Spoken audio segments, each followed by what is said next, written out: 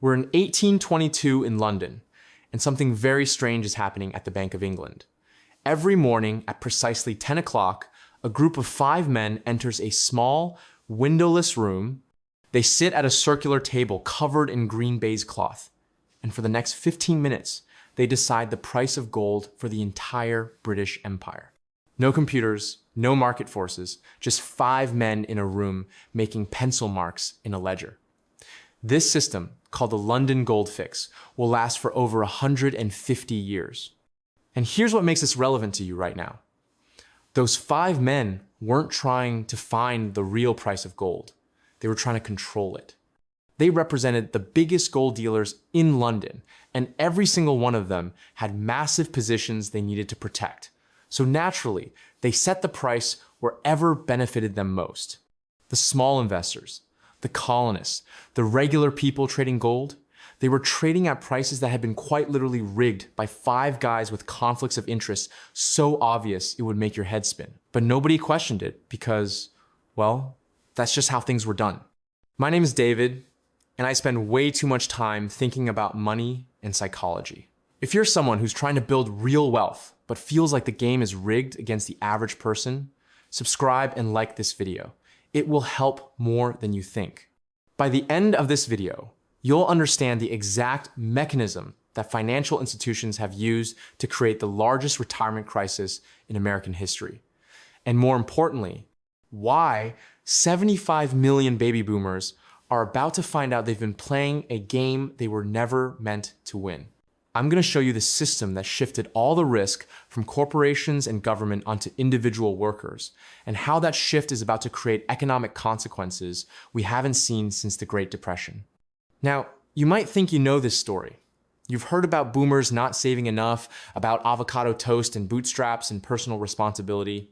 But that surface level narrative completely misses what actually happened. Because this isn't a story about lazy people who didn't save. This is a story about the largest transfer of financial risk in human history, and how an entire generation was sold a retirement system that was designed from the very beginning to benefit everyone except them. Let me take you back to that room in 1822 London, because what happened there is exactly what's happening to American retirees right now. So here's how the London Gold Fix actually worked. These 5 men, they'd arrive with their order books, buy orders, sell orders, everything their clients wanted to do that day. And they'd start calling out prices. I'll buy at £4, 10 shillings per ounce. Another would counter. They'd go back and forth until they reached a price where all the buy orders matched all the sell orders. That became the official London Gold Fix for the day. Sounds reasonable, right? Almost like a market. But here's the catch. Each of those 5 men could see the entire order flow. They knew exactly how desperate the buyers were. They knew exactly how panicked the sellers might be.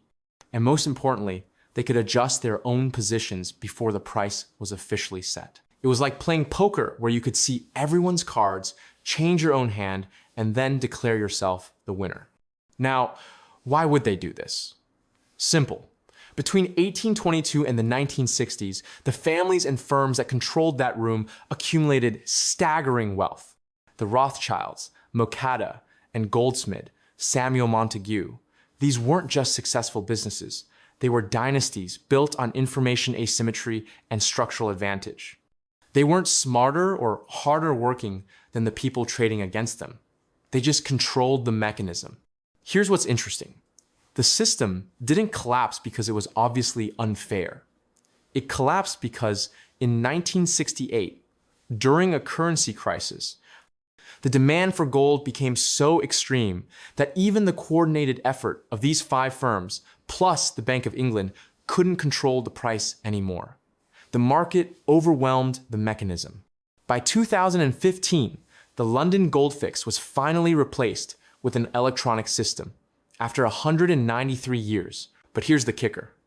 When researchers went back and analyzed the price data, they found something fascinating.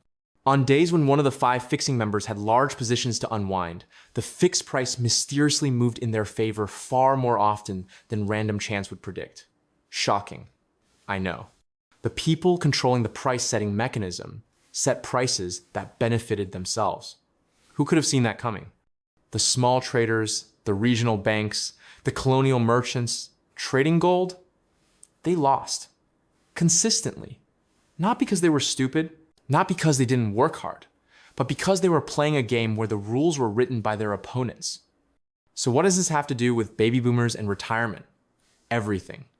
Because just like the London gold fix profited the people who controlled the mechanism while leaving everyone else at a disadvantage, the modern retirement system in America was redesigned in the 1980s to profit the people who controlled it, while shifting massive risk onto individual workers who had no idea what was being done to them. Now, imagine you're in 1975 and you work for a major American corporation. Let's say you're 30 years old, making the equivalent of $45,000 in today's money. You've got a pension, a defined benefit plan. Your company has promised you that when you retire at 65, you'll receive a monthly payment of about $2,500 adjusted for inflation for the rest of your life.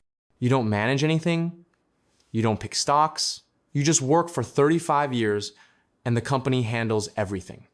The company bears all the investment risk. If the stock market crashes, that's the company's problem.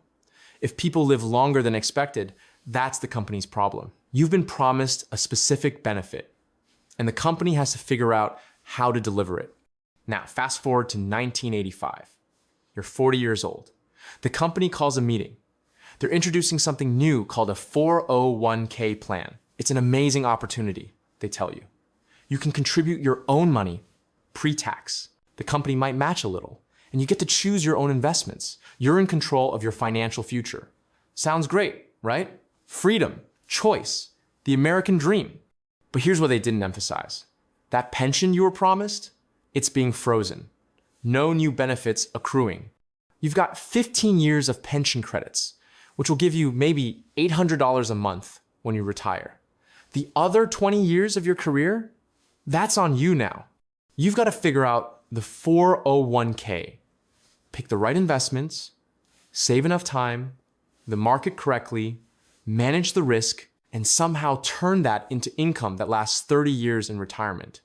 Oh, and by the way, you're not a financial professional. You're an engineer or a teacher or a factory worker. But now you're suddenly responsible for making investment decisions that will determine whether you eat cat food or live comfortably in your 70s.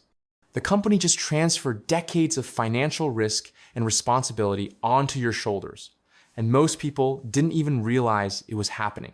Now, you might be thinking, well, if people save enough and invest wisely, the 401k system can work, right? And look, mathematically, you're not wrong.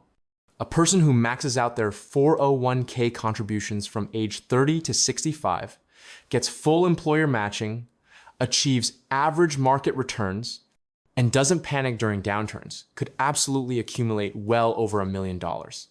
The math works on paper, but here's where the psychology comes in. And this is where it gets really interesting. Because the shift from pensions to 401k plans wasn't just a change in account structure. It was a complete transformation of who bears the cognitive burden of retirement planning. And humans, it turns out, are spectacularly bad at tasks that require consistent behavior over 40-year time horizons with no immediate feedback. Let me explain what I mean. A pension is what behavioral economists call a commitment device. You don't have to think about it. You don't have to make decisions. You show up to work, the pension accrues, end of story. There's no opportunity to screw it up because there are no choices to make. It's automatic. A 401k is the exact opposite. It requires you to make a dozen high-stakes decisions where most people have no expertise. How much to contribute, which funds to choose, how to allocate between stocks and bonds, when to rebalance, whether to panic when the market drops 30%, whether to take a loan against it when you need money. Every single one of these decisions is a potential failure point. And the research shows that the vast majority of people fail at multiple points. A study by Vanguard analyzing 5 million 401k participants found that the median account balance for people aged 55 to 64 was just $61,000. Not 600,000. 61,000. That's enough to generate maybe $200 a month in safe retirement income. And these are people who had access to a 401k plan. About 33% of American workers don't even have access to an employer-sponsored retirement plan at all. Now you're asking yourself, how did this happen?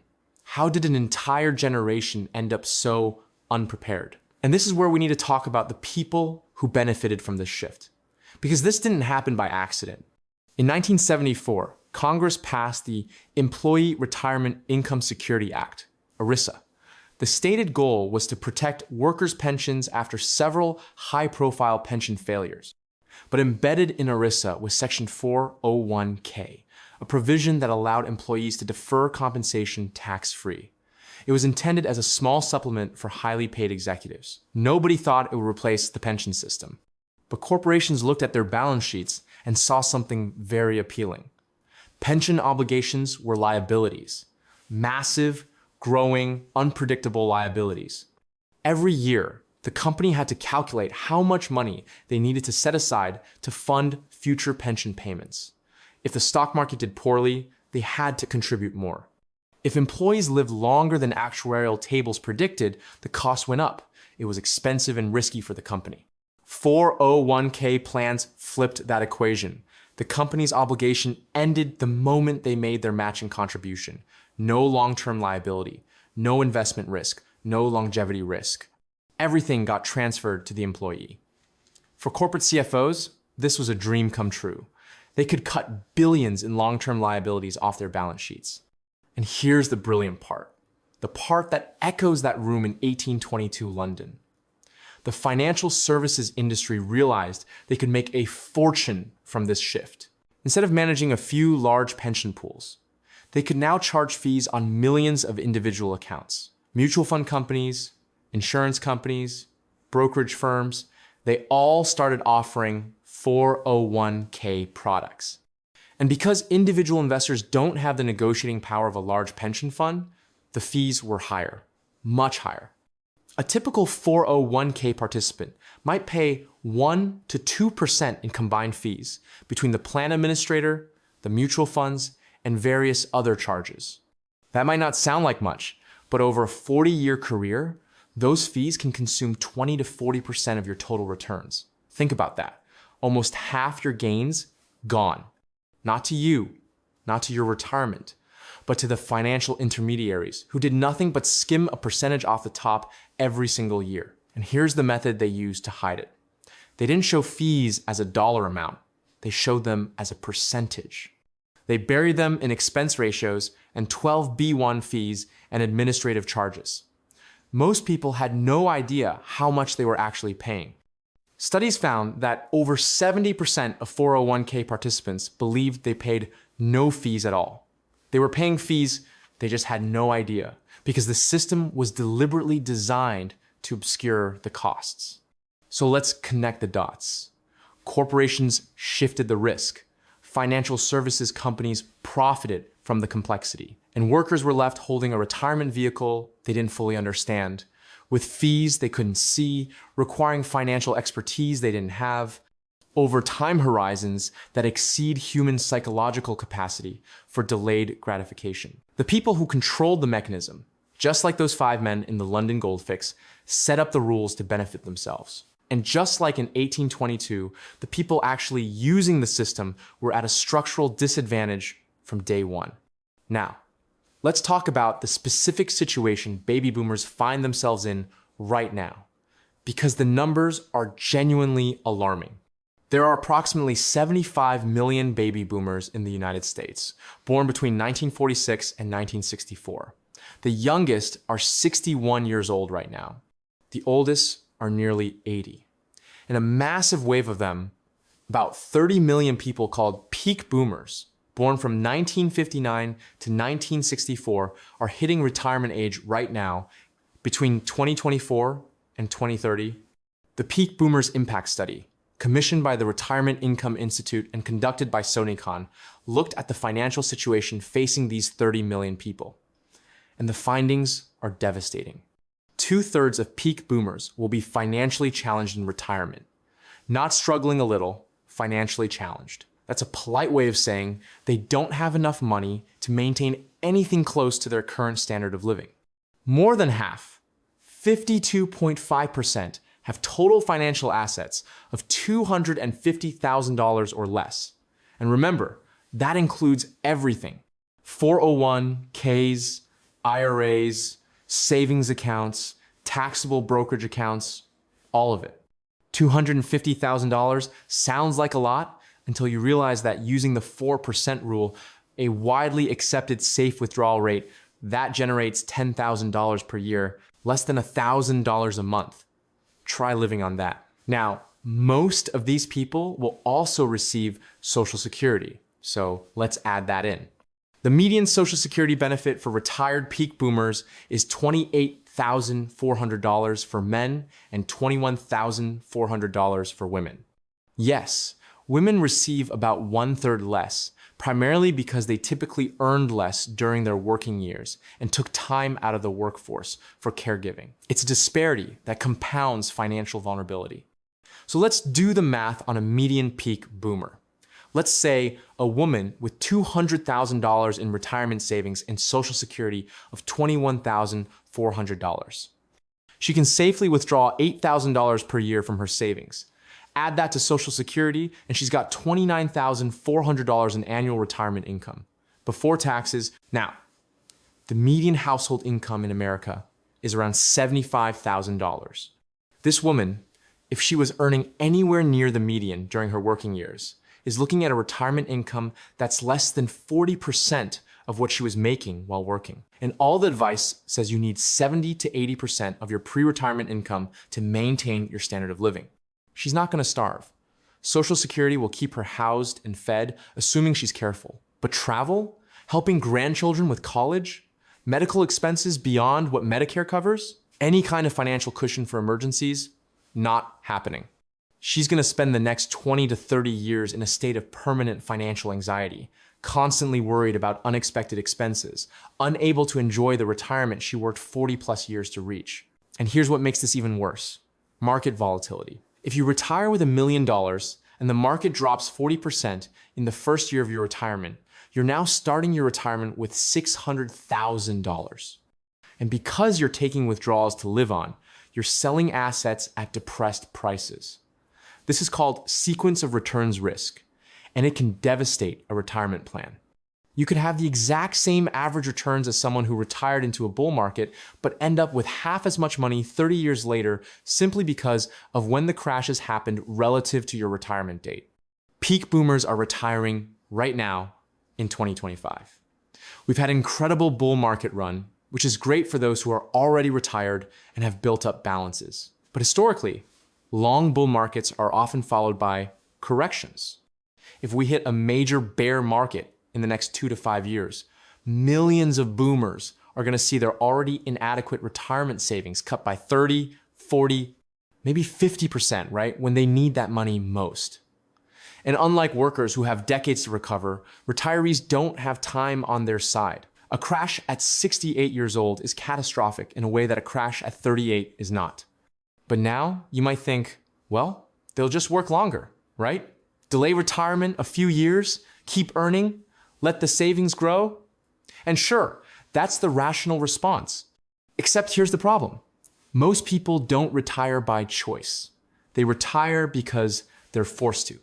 Health problems, layoffs, caregiving responsibilities for aging parents or grandchildren, ageism in hiring. Research from the Employee Benefit Research Institute found that nearly half of retirees left the workforce earlier than they had planned.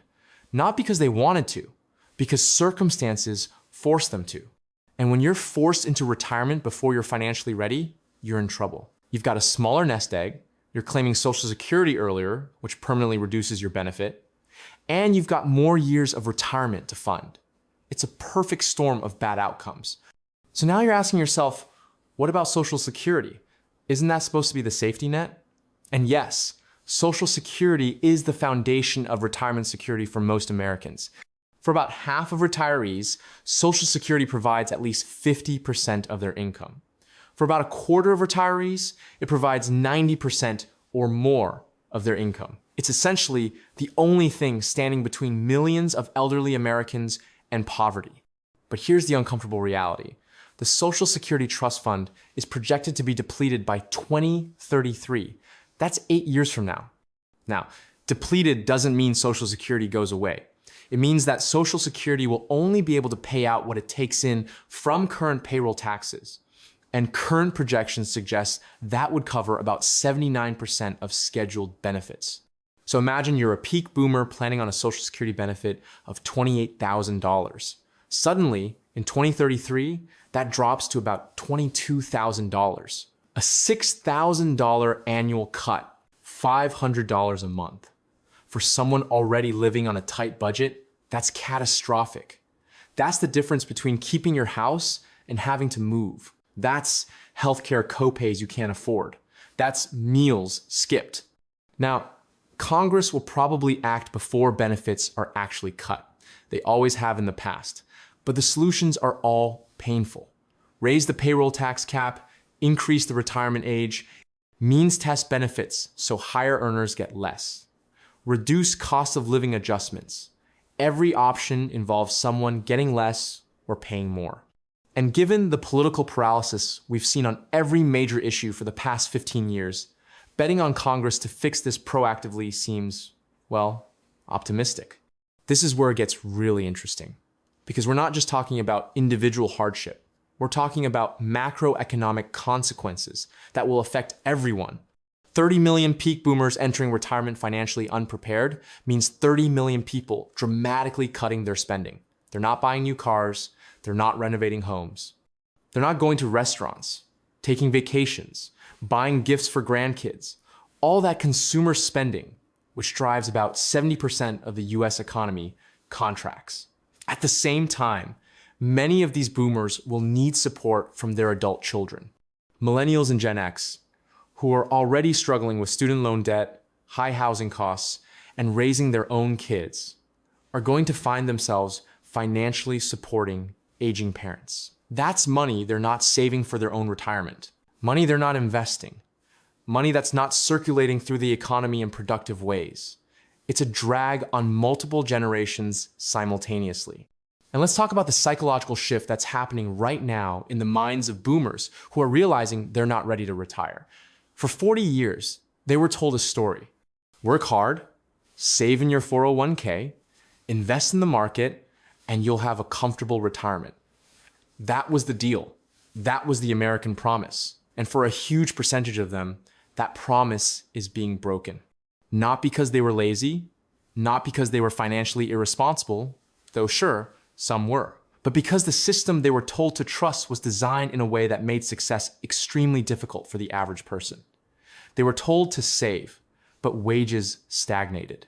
They were told to invest, but fees ate up their returns. They were told the market would deliver, but sequence of returns risk means timing matters as much as time in the market. They were told 401ks were the solution, but nobody mentioned that the solution transferred all the risk onto them while enriching financial intermediaries. There's going to be anger. There already is. Anger at corporations that abandoned pensions. Anger at a financial services industry that profited from complexity and fees. Anger at politicians who let this happen. And that anger is going to manifest in political pressure, demands for change, maybe even radical policy proposals.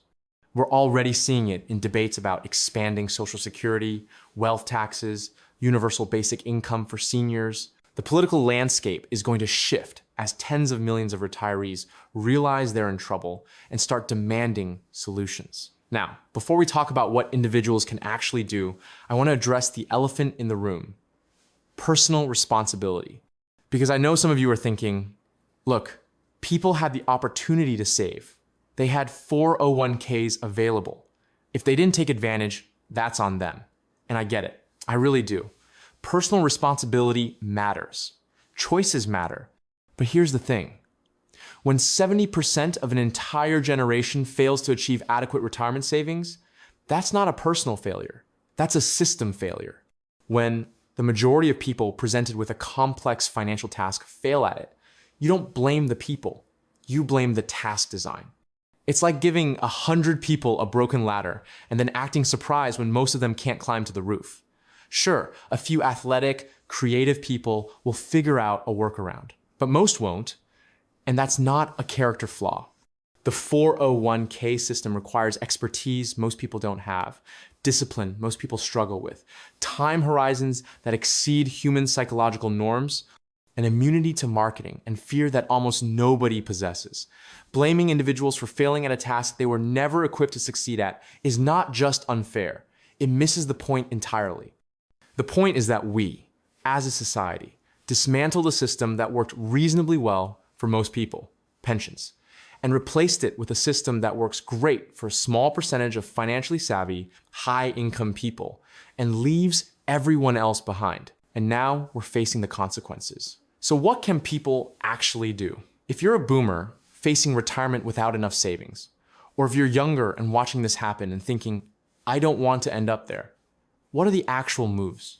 First, let's talk about the boomers who are already at or near retirement. If you're 65 with $200,000 saved, you're not going to suddenly accumulate another $800,000. That ship has sailed. But you can still make decisions that improve your situation. Here's the thing. Most people think about retirement as a binary. You work, then you retire. But that's not how it has to work. Consider a phase retirement. Instead of going from full-time work to zero work overnight, what if you worked part-time for 5 or 10 more years? Let's say you can earn $20,000 a year working 20 hours a week. That's $20,000 you're not withdrawing from your savings. Over 10 years, that's $200,000 you didn't have to touch, which means it stays invested and keeps growing. Plus, delaying Social Security from 62 to 70 increases your benefit by about 76%. That's real money. A benefit that would be $24,000 at 62 becomes over $42,000 at 70. That's an extra $18,000 per year every year for the rest of your life. I know. You're tired. You've been working for 45 years. The idea of working into your 70s is depressing. But here's the reframe. You're not working because you love your job, necessarily. You're working because it's the single highest return move you can make with your time right now. Every year, you delay claiming Social Security is an 8% guaranteed return. Show me an investment with an 8% guaranteed inflation-adjusted return. It doesn't exist. You can't get that anywhere else. So working part-time, even in a lower stress job that you maybe don't love, is financially one of the smartest things you can do. Second, ruthlessly cut expenses. And I don't mean skip lattes. I mean real structural expense reduction. Housing is typically the biggest expense in retirement. If you're living in a 4-bedroom house and the kids moved out 20 years ago, downsize. Sell the house, move to a smaller place or a lower cost of living area, and bank the difference. If you can cut your housing costs from $3,000 a month to $1,500 a month, that's $18,000 a year. Over 20 years, assuming even modest investment returns, that's real wealth preservation. Same with cars. Do you need a new car every few years? No. You need reliable transportation. A 7-year-old Toyota will get you there just as well as a new Lexus, and it costs a fraction as much. Look at every recurring expense and ask, is this necessary? Or is this habit? Cancel subscriptions you don't use. Cut the cable and go streaming only.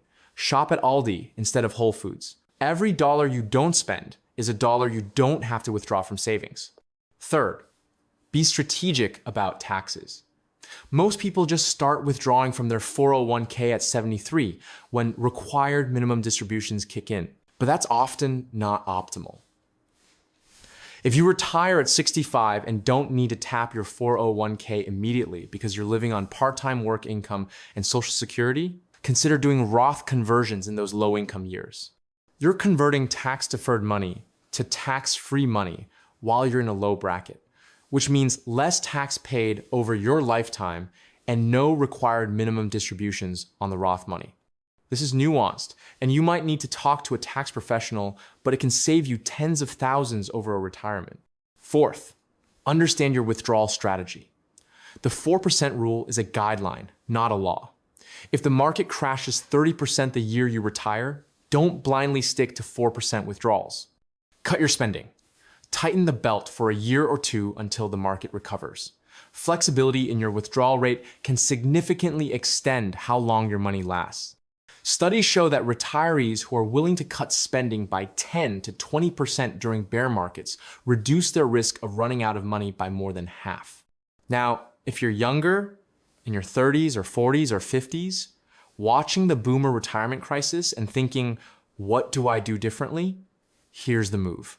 Maximize tax-advantaged retirement accounts. But don't stop there. The 401k is not enough, especially if your employer match is weak or non-existent. Open a Roth IRA if you're eligible. The contribution limits are lower, but tax-free growth is incredibly valuable. Max it out every year if you can. Beyond that, invest in taxable brokerage accounts. I know, you lose the tax advantage, but you gain flexibility. You're not locked in until 59 and a half. You can access that money if you need it. And if you hold investments for over a year, you get long-term capital gains treatment, which is still tax advantage compared to ordinary income. Build wealth in multiple buckets so you're not entirely dependent on one system. Here's the other thing, and this is psychological. Automate everything. The biggest enemy of long-term investing is yourself, your fear, your greed, your temptation to spend instead of save. The only way to beat that is to remove the decision from your conscious mind. Set up automatic transfers from your paycheck to your 401k, to your IRA, to your brokerage account. Make it so you never see the money. You can't spend what you don't see. This is the commitment device thing I mentioned earlier. You're building your own pension by automating the savings and investment process so thoroughly that it doesn't require willpower. It just happens. And keep your fees low. This is critical. Every percentage point in fees is a huge drag on long-term returns. If you're paying 1.5% in fees and the market returns 7%, you're only getting 5.5%. Over 40 years, that difference is staggering. $100,000 invested at 7% for 40 years becomes almost $1.5 million. At 5.5%, it becomes $840,000. You just gave up $660,000 to fees. Don't do that. Use low-cost index funds. Vanguard, Fidelity, Schwab. Get your total fees below 0.2% if possible. Now, let's zoom out and talk about the bigger picture. Because individual action is necessary, but not sufficient. We also need systemic change. The 401k system, as currently designed, is not working for the majority of Americans. We know this now. The data is clear. So what should change? One idea is automatic enrollment and auto-escalation. Some companies already do this. When you're hired, you're automatically enrolled in the 401k at, say, 6% of your salary. And every year, your contribution rate automatically increases by 1% until it hits 15%. You can opt out, but the default is participation. This leverages inertia in a positive direction. Studies show automatic enrollment dramatically increases participation rates, especially among younger and lower income workers who are least likely to sign up on their own. Another idea is improving the default investment options. Too many 401k plans default to money market funds or stable value funds that barely keep up with inflation. The default should be a target date fund appropriate for the person's age, which automatically rebalances and becomes more conservative as they approach retirement. Again, using defaults to guide people toward better outcomes without requiring financial expertise. We should also have fee transparency requirements that actually work, not buried in a prospectus, but a simple annual statement that says, this year you paid $1,200 in fees. Over your career, if fees stay the same, you will pay approximately $80,000. Make it concrete, make it painful, because when people see the actual dollar cost, they demand lower fees, and the industry will respond. Some people argue for expanding Social Security to provide a higher baseline benefit and making it more of a true social insurance program rather than a supplement. That would require higher taxes, probably raising or eliminating the payroll tax cap so high earners pay more. Politically difficult, but mathematically straightforward. Others suggest bringing back pensions, or at least creating hybrid systems where employers bear some of the investment risk. There are models for this: cash balance plans, for example, where the employer guarantees a certain return, but the account is portable if you leave. It's not a full pension, but it's more security than a pure 401k. My point is, there are solutions. We're not helpless here, but they require political will and a recognition that the current system isn't working. And that recognition is starting to happen because the consequences are becoming impossible to ignore. Look, here's the thing. The baby boomer retirement crisis is not just a problem for boomers. It's a problem for all of us. When 30 million people can't afford to retire, they stay in jobs longer, which means fewer opportunities for younger workers. When they do retire without enough money, they cut spending, which slows the economy. When they need financial help, it comes from their kids, which strains the next generation. When they require more government assistance, it comes from taxpayers.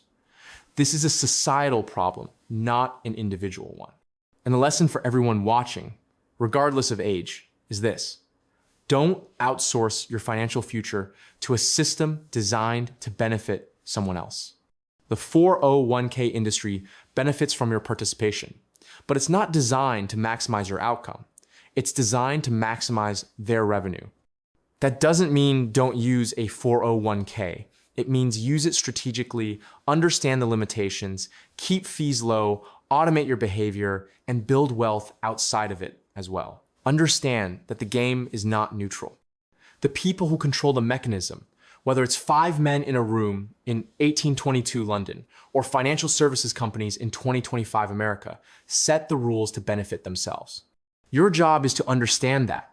Play the game anyway, because it's the game available, but play it with your eyes open.